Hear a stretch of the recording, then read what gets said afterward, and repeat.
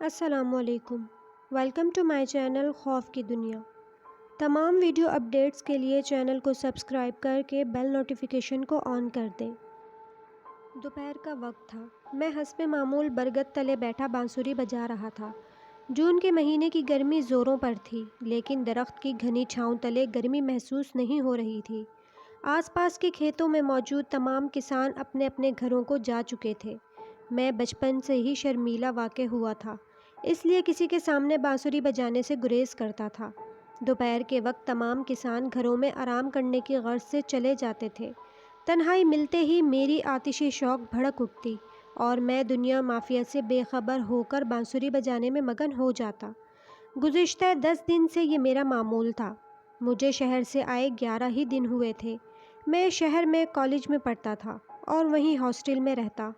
ان دنوں میں F A کے پیپرز دے کر فارغ ہوا تو اپنے گاؤں چلا آیا۔ اس وقت میں گاؤں کا واحد لڑکا تھا جو شہر میں پڑھ رہا تھا۔ میرے والد ملک نذیر احمد گاؤں کے سب سے بڑے زمیندار تھے۔ وہ پڑھے لکھے اور باشعور تھے، اس لیے روایتی زمینداروں اور جاگیرداروں کی طرح نہ تھے۔ میں نے مڈل تک تعلیم اپنے گاؤں کے مڈل اسکول سے حاصل کی، پھر ساتھ والے گاؤں کے ہائی اسکول سے میٹرک کا امتحان انتہائی اچھے نمبروں سے پاس کیا۔ مجھے مزید پڑھنے کا شوق تھا اور ابو کو مجھے مزید پڑھانے کا، سو کالج میں داخلہ ہو گیا۔ رہنے کا انتظام ہاسٹل میں کیا گیا۔ یوں میں گاؤں سے شہر آ گیا۔ شہر آ کر دوسرے لڑکوں کو دیکھ کر مجھ میں کافی تبدیلی آ گئی۔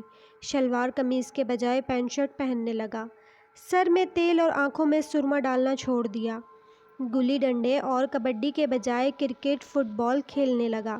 انداز نشست و برخاست اور بول چال کا انداز بھی بدل گیا۔ ہندکوں کی جگہ اردو نے لے لی اور پھر کچھ عرصے بعد تھوڑی بہت انگلش بھی بولنے لگا۔ الغرض میں وہ پہلے والا شبیر احمد نہ رہا، مگر میرا ایک شوق پھر بھی نہ بدل سکا۔ وہ شوق تھا بانسری بجانا۔ بانسری میں بھی بہت اچھی بجاتا تھا۔ ایف اے کے پیپر سے فارغ ہو کر میں گاؤں لوٹا تو گندم کی کٹائی ہو رہی تھی۔ میرا سارا دن کھیتوں میں ہی گزرتا۔ دوپہر کے وقت اکیلے میں برگد کی گھنی چھاؤں تلے بیٹھ کر بانسری بجاتا اور باقی وقت میں گندم کاٹتے کسانوں سے گپے لگاتا اور ادھر ادھر گھومتا پھرتا تھا۔ سو معمول کے مطابق آج بھی میں کسانوں کے جانے کے بعد بانسری بجا رہا تھا۔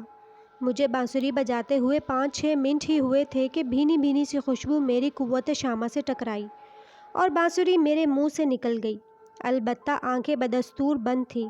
میں خوشبو کو پہچاننے کی کوشش کرنے لگا۔ اگلے ہی لمحے میں پہچان گیا، کیونکہ خوشبو اب مزید تیز ہو گئی تھی۔ وہ میری پسندیدہ خوشبو یعنی موتیے کی خوشبو تھی۔ پھر یکدم چھن چھن کی آواز میری سماعتوں سے ٹکرائی۔ میں نے آنکھیں کھول دیں۔ آواز دائیں جانب کے درختوں کے جھنڈ سے آ رہی تھی۔ میں ادھر دیکھنے لگا۔ چند لمحوں بعد وہاں سے ایک لڑکی نمودار ہوئی، جسے دیکھ کر میرے دل کی دھڑکنیں بے ترتیب ہونے لگیں۔ وہ آہستہ آہستہ چلتی ہوئی میری طرف ہی آ رہی تھی۔ وہ جوں جوں قریب آ رہی تھی میرے دل کی دھڑکنیں تیز ہو رہی تھی۔ اس جیسی حسین لڑکی میں نے پہلے کبھی نہ دیکھی تھی۔ اس کے بدن پر سیاہ لباس تھا۔ لباس انتہائی چست تھا، جس کی وجہ سے اس کے بدن کے نشیب و فراز قیامت ڈھا رہے تھے۔ اس نے بالوں میں موتیے کے پھول اور کلائیوں میں پھولوں کے گجرے پہنے ہوئے تھے۔ وہ مجھ سے تقریباً 10 قدم کے فاصلے پر آ کر رک گئی۔ بجاؤ نا، رک کیوں گئے؟ اس کی آواز کانوں میں رس گھولنے لگی۔ میں نے بے اختیار بانسری منہ میں دبا لی اور بجانے لگا۔ بانسری بجاتے وقت میری آنکھیں خود بخود بند ہو جاتی تھیں، لیکن آج نہ ہوئی، اس لیے کہ میں نے بند ہونے ہی نہ دی۔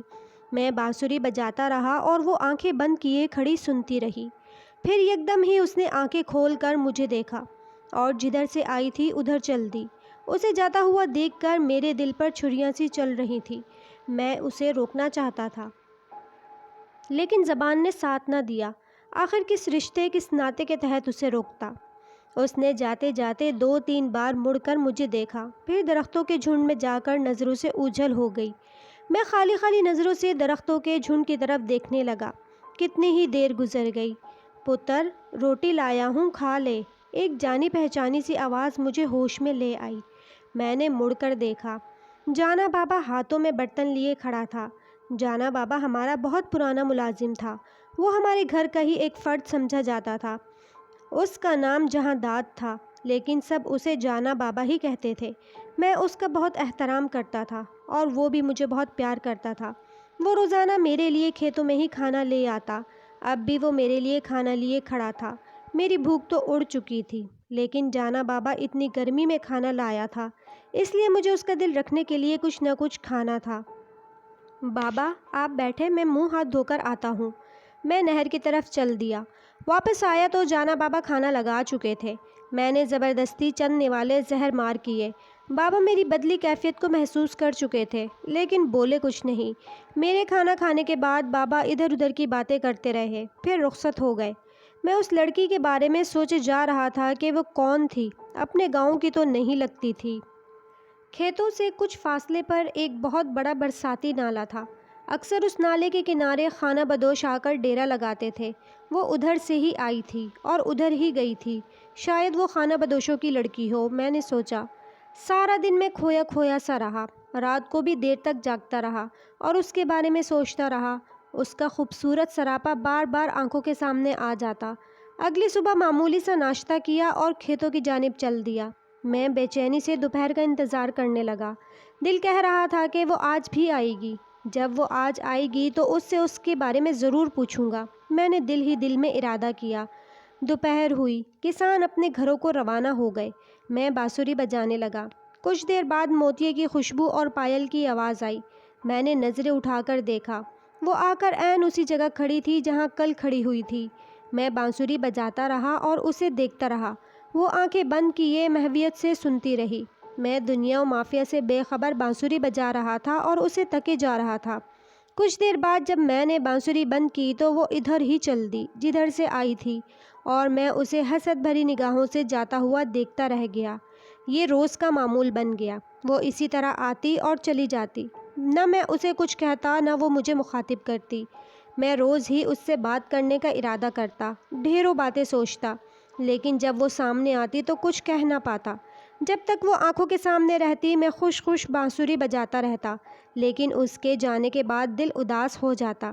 گھر میں جاتے ہی اپنے کمرے میں بند ہو جاتا، ہر وقت الجھا الجھا سا، کھویا کھویا سا رہتا۔ امی ابو بہن بھائی سب بہت پوچھتے، لیکن میں ٹال جاتا۔ ایک رات میں نے پکا ارادہ کیا کہ کل ہر حال میں اس سے اس کے بارے میں پوچھوں گا۔ دوسرے دن وہ آئی تو میں نے اس سے پوچھا، تم کون ہو؟ کیا تمہیں نظر نہیں آ رہا کہ میں کون ہوں؟ وہ ہنسی تھی۔ وہ ہنستے ہوئے بہت اچھی لگ رہی تھی۔ اس کی ہنسی نے ساری باتیں بھلا دیں۔ میرے ذہن سے سارے سوال نکل گئے۔ ہم ادھر ادھر کی باتیں کرنے لگے۔ پتر کیسے ہو؟ کس سے باتیں کر رہے ہو؟ جانا بابا کی آواز میری سماعت سے ٹکرائی۔ میں نے انگلی سے اس کی طرف اشارہ کیا۔ اب وہ جا رہی تھی۔ پائلوں کے بجنے کی آواز بھی آ رہی تھی۔ کہاں؟ کون؟ جانا بابا نے حیرت سے پوچھا۔ بابا آپ کو پائلوں کی آواز نہیں آ رہی؟ میں نے پوچھا۔ پتر نہ کوئی بندہ ہے نہ کوئی آواز، تیرے دماغ کو گرمی چڑھ گئی ہے۔ چل ہاتھ منہ دھو آ، میں روٹی نکالتا ہوں۔ نہیں بابا مجھے بھوک نہیں ہے۔ بابا نے بہت اصرار کیا، لیکن میں نے کھانا نہ کھایا تو وہ مایوس سا ہو گیا۔ میں حیرت کے سمندر میں غوطہ زن تھا کہ وہ کون ہے، وہ بابا کو کیوں نظر نہ آئی۔ میرے ذہن میں مختلف سوالات سر اٹھا رہے تھے۔ ان سوالات کے جوابات صرف وہی دے سکتی تھی۔ تو کل میں اس سے اس واقعے کے بارے میں ضرور پوچھوں گا، میں نے سوچا اور گھر آ گیا۔ دوسرے دن وہ نہ آئی۔ میں بہت پریشان تھا۔ اس کا نہ آنا مجھے اور الجھا گیا۔ دوسرے، تیسرے اور چوتھے روز بھی وہ نہ آئی۔ پانچویں دن دل بہت اداس تھا، ایسا لگ رہا تھا جیسے کچھ ہونے والا ہے۔ دوپہر کو وہ آئی اور میرے قریب آ کر بیٹھ گئی۔ وہ بہت اداس تھی۔ شبیر، اس نے آہستگی سے مجھے پکارا۔ میں اپنا نام سن کر دنگ رہ گیا۔ تم میرا نام کیسے جانتی ہو؟ میں نے حیرت بھرے لہجے میں پوچھا۔ میں انسان نہیں جن زادی ہوں۔ کیا؟ میں حیران رہ گیا۔